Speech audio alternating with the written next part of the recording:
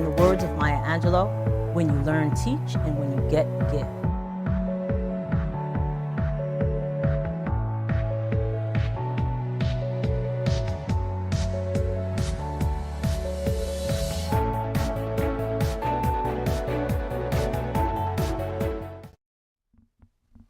Welcome to Conversations with Verdel Jones. Being an educator at heart, I'm dedicated to sharing conversations that inform and enlighten in the hopes that you learn something you may not have known. And in the words of Maya Angelou, when you learn, teach, and when you get, give. So we have a great show for you today. We have a special guest. We're going to show that in a little bit. But before we get started, I want to kind of let you guys know about a couple of things. First of all, I want to thank our sponsor, Nancy Vargas Johnson. So if you are looking to buy or sell a home in the Suffolk area, Nassau County, Suffolk County, you can look up Nancy Vargas Johnson. She is an expert realtor and associate broker, and her contact information is there. We're always looking for sponsors, so we encourage you to reach out to us and contact us. Our contact information for sponsorship will be posted in a second, and I encourage you guys to, give us a call, help us keep this show going. You can reach us at verdeljones@deliteach.com. That's my email, or Cassandra Lalel at deliteach.com as well. So, reach out to us, sponsor the show so we can keep this thing going. So another thing that I wanted to kind of let you guys know is we are wrapping up our 2017 season. So this is actually the last show for 2017 for Conversations with Verdel Jones. We have had an awesome, awesome year.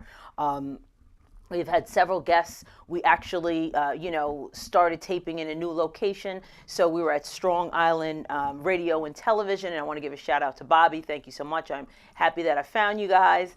And then, during the year, we, Bobby opened up a new place, Paradise Studio. So we've been taping here. It's been a great experience. So I'm so happy that, we found this venue to be able to, bring you Conversations with Verdel Jones live. And the Facebook Live option is so great. So I'm happy that we're able to do that.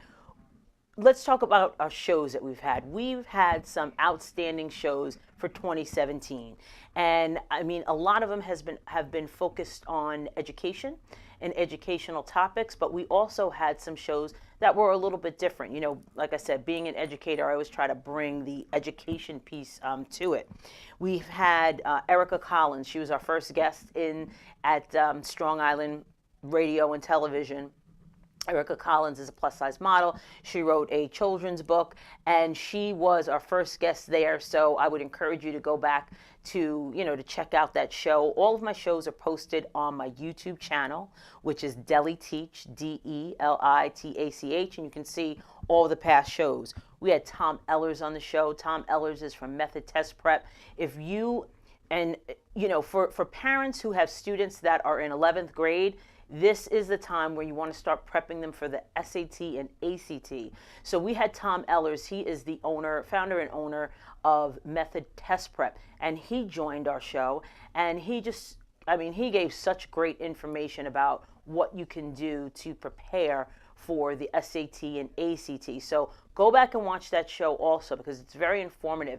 And you can take advantage of the services that he has. A lot of school districts on Long Island subscribe to Method Test Prep. And for those of you watching out of state, you can look up, get his website, go to the website, methodtestprep.com, and you can find out more information about how to, get those services that he offers, because it is real. We love Method Test Prep.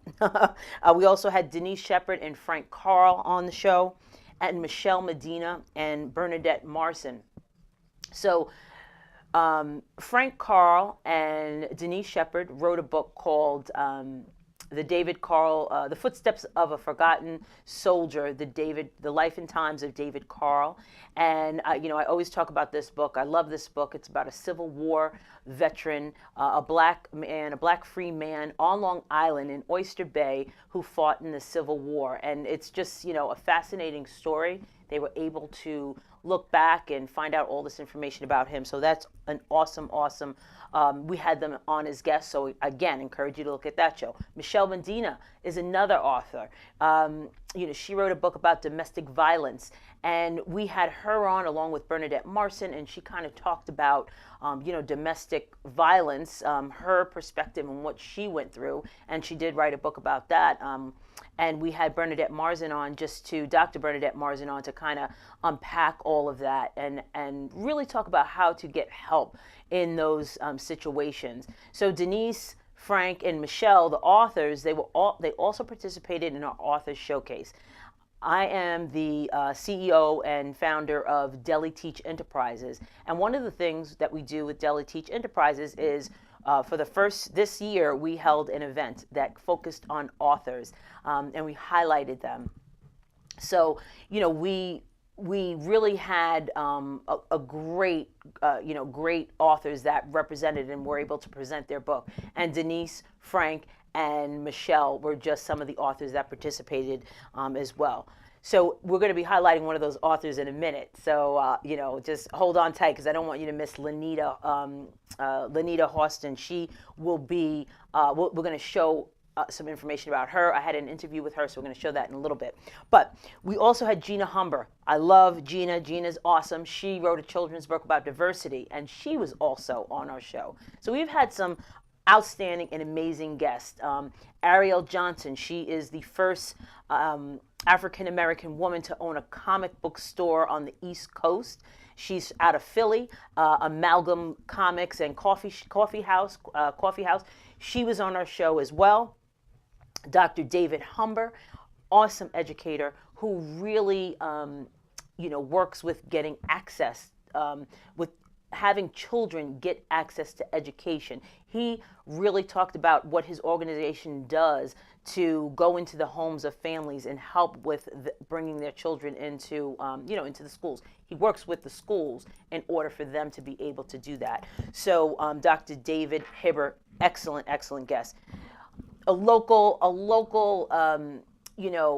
individual who is in the community working with our children, Heath Broughton. He was here. He does so many powerful things to empower our youth and really just help them and give them a place to go and encourages them. And he has so many programs. He's the founder of Man in the Mirror, a not-for-profit organization that works with children. And Heath Broughton was here. Dr. Roma Benjamin out of Harrisburg, Pennsylvania. She joined our show as well, and she talks about literacy, and that was also a powerful show. Dr. Roma Benjamin, she believes that literacy is really the key to having our children be on an equal level playing field when it comes to education.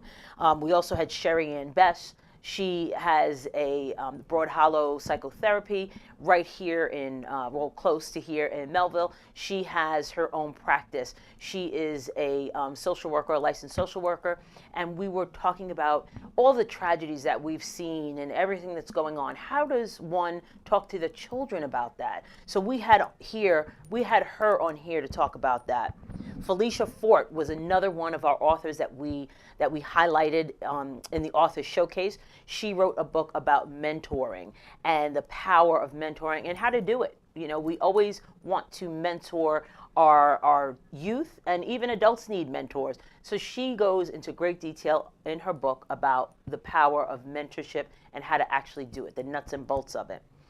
Last week we had Kevin Simpson. Kevin Simpson is an amazing educator. He works with educators who want to move into the entrepreneurial space. And he was on our show last week. He is such a dynamic individual. He has been, he's from, I think he lives in Chicago, but he also lives in Dubai. And I think when we talked to him, he was in Jordan. So he travels all over in that area, in the United Emirates and in the North African region. And he is just a dynamic individual who really works with educators who want to start their own business. And so he was fascinating as well. And I also want to just say that I had the opportunity to co-host with Jeremiah and my husband, and we did a few shows together, and we had so much fun. We did a show on relationships, we did a show on children, we did a couple shows on current events. So we had a lot going on for 2017, and I am so excited about 2018 and what's on the horizon for that. We have a lot of interesting things coming up. We're very excited about it. We're excited to be here at Paradise Studios, and we're just looking forward to another awesome year and an even better awesome year for 2018. So what I wanted to share with you today is, besides all that, is the interview I had with Lenita Holston. Now, she is an author, and she wrote a book called The College Strategy. And her book was really, really great, but the way she presents herself really caught my attention. And she was part of our author showcase, and she, actually did a presentation on her book. And I just wanted to make sure that she was able to share that information. So what we're going to do is we're going to show you some of her presentation she had at the author showcase, and we're also going to show you the interview that I had with her about her book and some tips that she shares for students that are going to college and they want to get a job after they graduate. So now what we're going to do is we're going to show Lenita and her presentation and my conversation with Lenita Holston.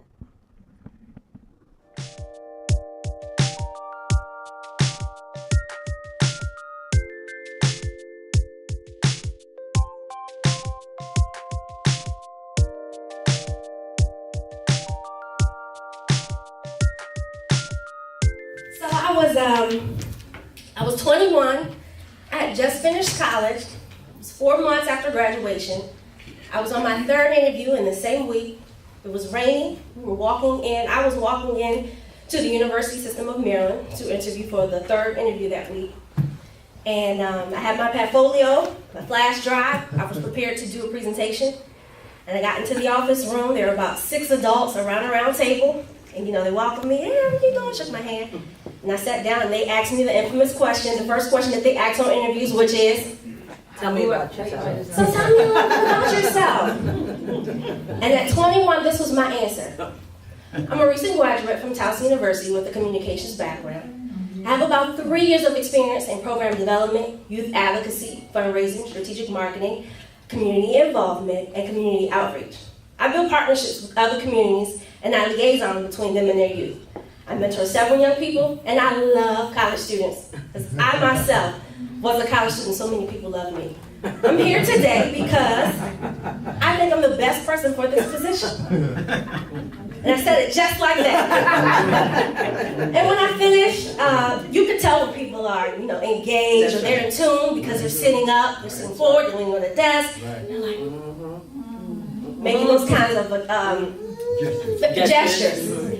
And so they said, okay, well, tell us about a time that you had where you had to diffuse conflict. We ran through that. That was a piece of cake. Tell us what you do in your spare time. I said, I'm a cheerleading coach. Were you a cheerleader in high school and college? No, I wasn't. How do you coach the sport? Well, I said to them, and again, I'm 21. I said, well, some skills are transferable. I was a dancer and a stepper. That's a performer. A cheerleader is a performer. And the skills that I don't know, we fundraise and I hire those people and bring them in. At 21. So we got through the interview. At the end, I did a presentation, a PowerPoint presentation, and I had been doing those presentation skills all through college. So it was easy, it was clockwork.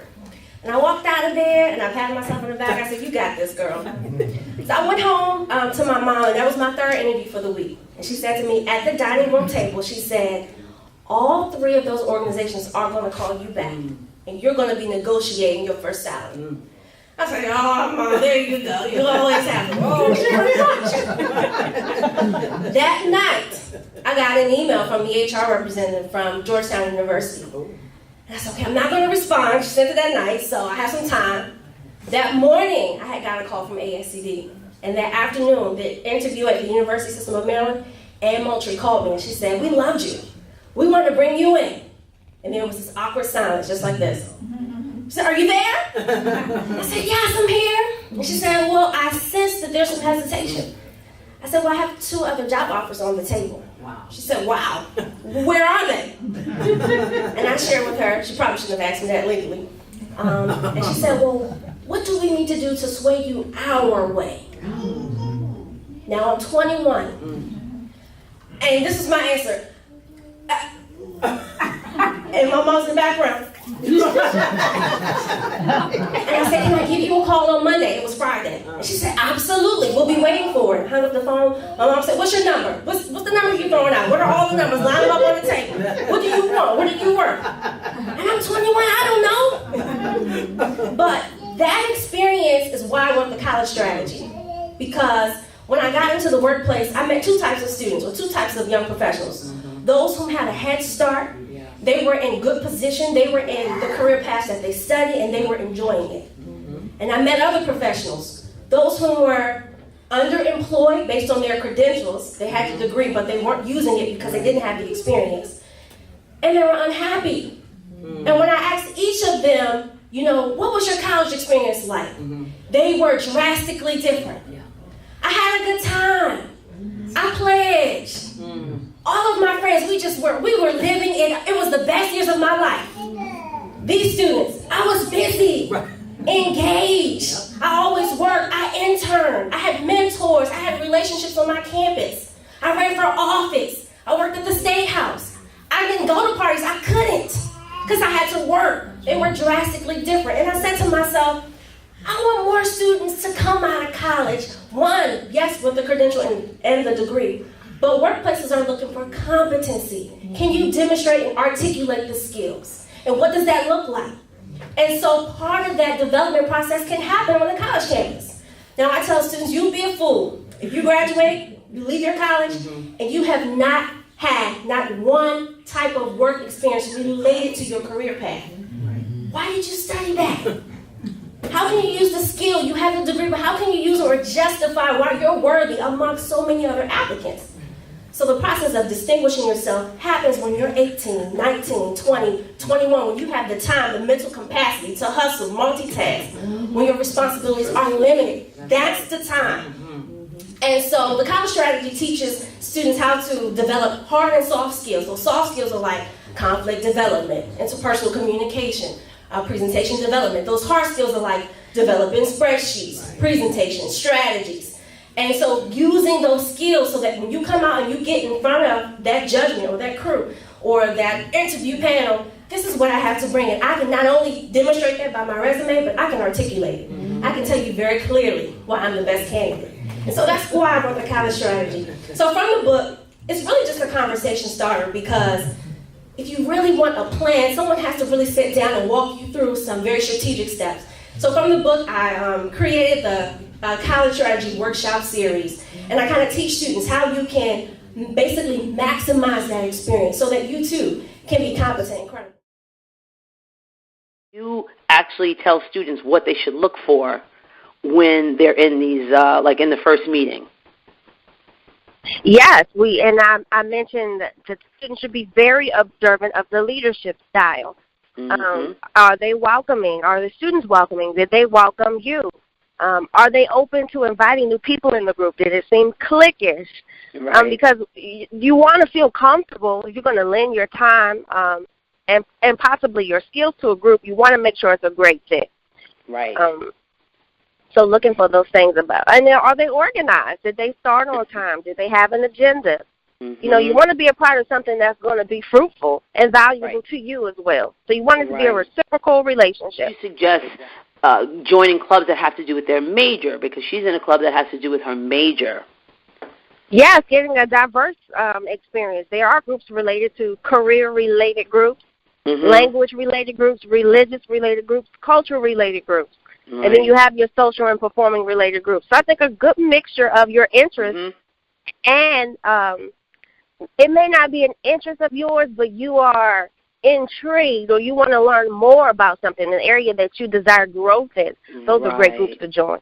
Right, exactly.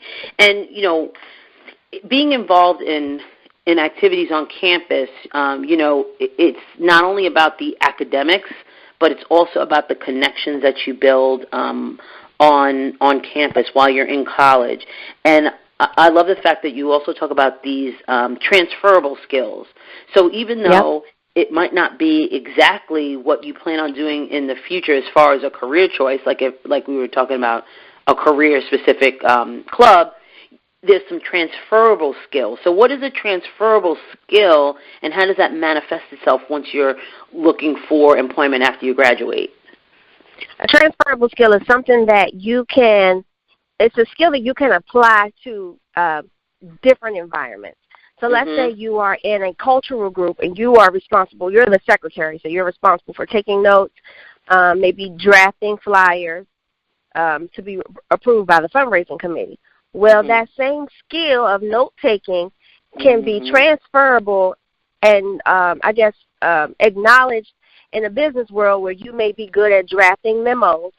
You may be good at organizing staff files.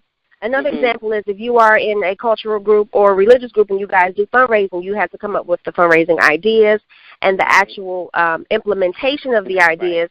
Well, that's transferable in the business realm too, because let's say you are responsible for the staff potluck and you're walking around soliciting, creatively trying to get people to get engaged. That's a transferable skill. Right. Being a part of a performing team or an athletic team where you have this mentality of sportsmanship. It's not an I, it's a we thing. That mindset is a transferable behavior. Because most environments are team environments. So all of those are just some small examples of what a transferable skill is. Right. And you know what? So, a student might do these different things, and they are transferable skills. How do they make that connection from, this is something that I did in college, and it's a transferable skill that I know I can take to an a job, a career? How do they articulate that to someone who is, hiring them? So usually what happens in the interview process, you will be asked a few behavioral questions, like how you deal with things, how were you able to dissolve conflict. Tell us about a time where you pieced together a group project and multiple people were involved. And what they are asking you is, what are your experiences with people? Right. Can you give us some tangible examples of when you had to do these things? And that is when having that involvement or engagement on your campus can be used, especially if you're in a leadership role. Right. So that is the time when you were to articulate that. You say things like, I led the animal club, and I know it's just about animals, but I was responsible for a team of 20. Right. And I was responsible for recruitment and marketing. I was responsible for analyzing and creating the budget for approval. That's a big deal. Right. And, the funny thing about things like that, people just, in a lot of cases, especially students that are involved and engaged, they just do, and they don't realize the value that they bring to what they do and what value it has. Yeah. Yeah. And it's a job to get them to bring that out of our students. It really is. You're absolutely right, and that's a conversation that I believe more parents can start to have in their households. As if you have an engaged student, getting them to identify the skills that they are using and how it is meaningful to the workplace. Great. I love that advice. So who are some key people that students, once they get on campus, they can tap into to help them find out what's going on? So I think more students should remain connected to their academic advisor, and that's usually the individual who helps them select their classes. But as a student progresses, after the sophomore year, at some universities you can self-advise. Right. Because you kind of know what you're supposed to be doing. So you don't need an advisor. However, I always suggest to students maintain that relationship with the advisor. You just never know. It's good for relationship building professionally and personally. And then you may never know whom that advisor is connected to, especially if they're advising in the area of your career path. Right. So outside of the academic advisor, if you can make some type of connection with the department head of your desired career path. So let's say you're studying journalism and the department head is Dr. Jones. Now, Dr. Jones usually isn't in the classroom, but she usually is probably involved in vetting business opportunity and community opportunities for students. That's a good person you want to connect to. Exactly. And if you're, I guess you should, I suggest that you should connect with people whom are strategically related to your interests. So if you're interested in education or higher education, getting some type of relationship built with the student activities coordinator or the vice president of student affairs, or so being strategic with those relationships. Right. And absolutely. In the book I mentioned, relationships they take time to grow. You don't just walk into someone's office and say, "Hey, I want to have a relationship with you." Right. Right. It kind of takes some communication and some very small conversations that evolve. So maybe stopping by, hey, how's it going? I just want to introduce myself. Maybe you may drop off a holiday card. Enjoy your holiday. See you when we get back. Hey, I just want to, if you have some time, I would like to do a Q&A. I want to learn a little bit about your career path, how you ended up here, what advice you may have for me. Now the relationship part, that's going to take a little work, but it does take some effort to be initiated by the student. To do that. And it's important. And it's the networking piece is also important on college campus, and that's part of it. And that's all networking really is building relationships. And I think some of our students have a hard time knowing how to develop those relationships and feeling uncomfortable about it, so that's something that they have to kind of work on. Yeah, they do. And it's a good time. This is a good time to do it. While there is not a sense of urgency, I should say. A sense of urgency. Now is the time to actually practice building those relationships. Right. Exactly. You also mentioned the importance of the College Career Center, and if you don't go to your College and Career Center while you're in college, you're doing a disservice to yourself, because it's just there's so many resources there. So what can students get out of their their College and Career Centers on campus? When I left Towson University, which is where I went for undergrad, I had been to the Career Center at least 7 times, and I did not go on my own will. I went because it was a requirement for me to go for a scholarship that I had. But in hindsight, I saw the value of me going. And so I mentioned to students, go to your career fairs, one, to get your resume reviewed. I can't tell you how many students I've met, especially those whom are not quite sure of where they're going. They're just there because culturally their families did it or they didn't do it, so they're looking for them to, so they're just there. How many students I have met whom do not have a resume? Wow. So when you can have one, or you can not have one, or you can have one that doesn't really articulate or communicate the skills that you have. So going to the Career Center and having a resume review while you're a freshman and sophomore, again, while the sense of urgency is very minimal. Right. And then having it reviewed as your skills evolve over time, one, it teaches you how to edit your resume when you're no longer in a college setting. Right. You've had it reviewed. So that's one thing. You can also go, some career centers offer mock interviews opportunities, so you can go and practice what an interview will look like. Again, while there is no sense of urgency, this is, again, you building or making yourself of value in preparation for your career path. Right. So you have your mock interviews, your resume review. If you're not sure what you're interested in and how that connects to the real world, some universities offer skill and interest assessment. So you take a test, usually Myers-Briggs, and it kind of connects you to possible opportunities, maybe something you had not considered. Maybe something you knew already, but this further affirms the connection. Affirms it. Right. And then, again, having those relationships with the people who are seeking out internships and work opportunities. That is the central, location of where those opportunities are vetted. They're vetted from the Career Center. Those individuals are responsible for going out and making those community connections. So knowing whom they are and them knowing you and your interests. So when something comes up, they can forward it to you. So that's kind of some of the value that you can get out of going to the Career Center. Now, the reason why I think most students don't go is because they don't see the connection of their now and their later.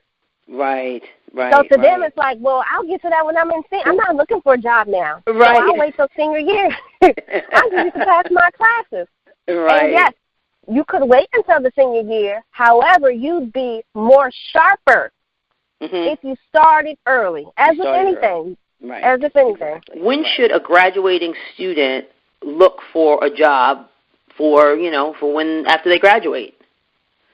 I think they should start looking their junior year and not looking to pursue, but looking to learn what are the requirements in my industry. Okay. And if there's an opportunity for me to gain some skills that I may not be strong in and or do not have, how can I do that in my final year? Okay. I love that. Okay. And so how parents can support them is if you know what they're interested in, you can set up some alerts for Monster and Indeed.com and send them to them and say, hey, this is an example of a role that you may be interested in. Look at the requirements. What do you have and what don't you have, and how can we make you the best candidate?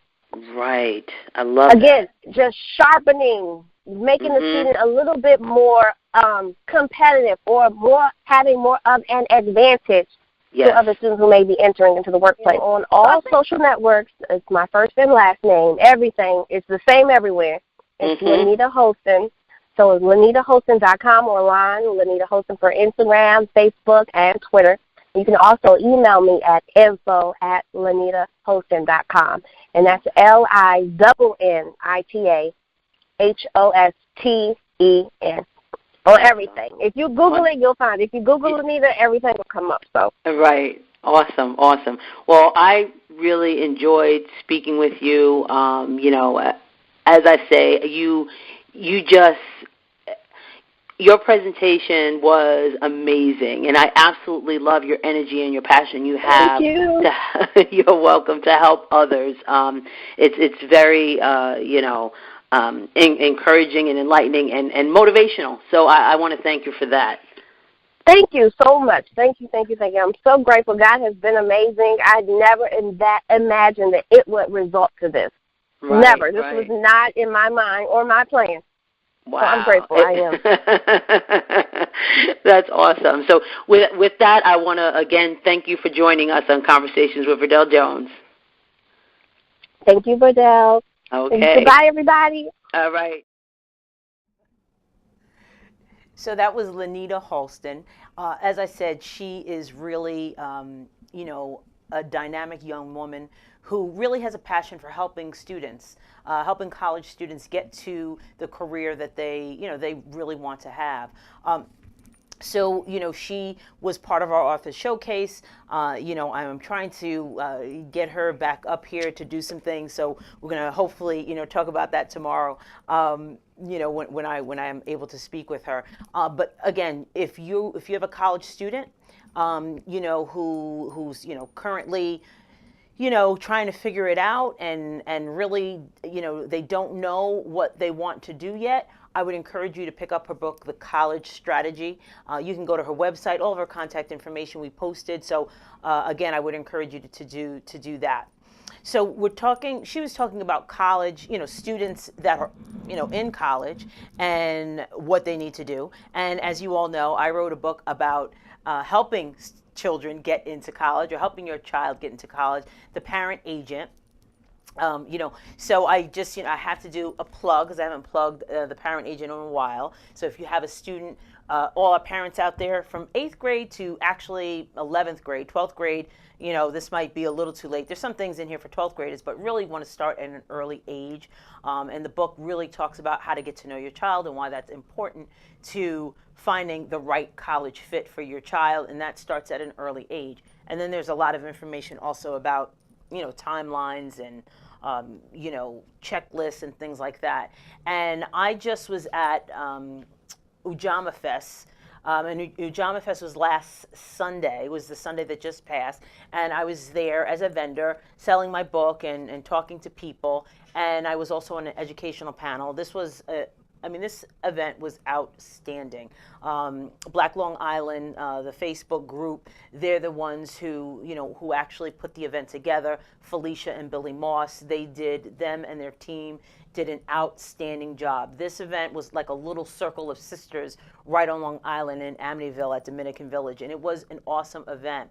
And I'm speaking about that not only because, I mean, it was an awesome event, and I'm glad that I remembered to shout that out because we had such a great time. And we were there all day. It didn't even feel like it. There was great food. There was great vendors. I mean, there was over 60 plus vendors there, plus all types of entertainment and workshops and things like that. But I mentioned that because I was talking to parents about the parent agent, and a lot of what the parent agent does is give parents a tool to look at to make sure that they know what is coming next. So I often say people don't know what they don't know. So the parent agent really lets you know what you need to know and who to ask the questions of at what time, like when. That's why I have the timelines in there, because you might not know when your child needs to take the PSAT, for example. And here, it tells you when they should take the PSAT. So, a few months before that PSAT is scheduled, you can ask the right people, the guidance counselor, what information do you have about the PSAT?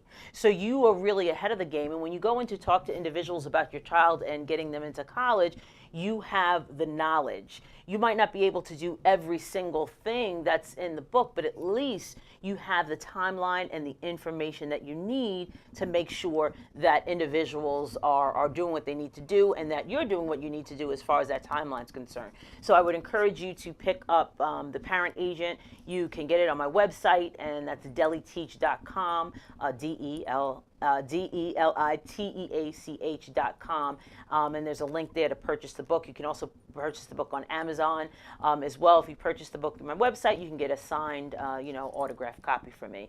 And at the Ujamaa Fest, we sold some books, made some connections. I also speak at different events, schools and organizations about topics, around parenting and the parent agent in college and financial aid and things like that. So, if you want to contact me, my contact information, I'm easy to reach. It's Deli Teach on mostly everything, and you can email me at Verdel Jones at deliteach.com, and my phone number is 516-289-4947. So you can always reach me there as well. We have, a brief show tonight. Joseph Mercado, he is going to be, Mercado, I'm sorry, we have to reschedule him. So he's going to be in studio within the next couple of months or so. So I just wanted to make sure you guys are aware of that. Again, I want to really thank everyone for being supportive and tuning in to Conversations with Verdel Jones. We had a great year. I want to thank Jeremiah, my husband especially, our children. They have been a part of the show and helping me with so many things as well. I also want to give a shout out to Cassandra. Cassandra, joined the team a couple of months ago. She's been a big help at doing little things for me that I need to get done and doing some research for me. And posting up when the shows are coming on and everything. So I want to thank Cassandra as well. So with that being said, I want to wish everyone a very Merry Christmas, Happy Hanukkah, Happy Kwanzaa, Happy New Year, and all of that. And I look forward to seeing you in 2018. And thank you for watching and supporting Conversations with Verdel Jones.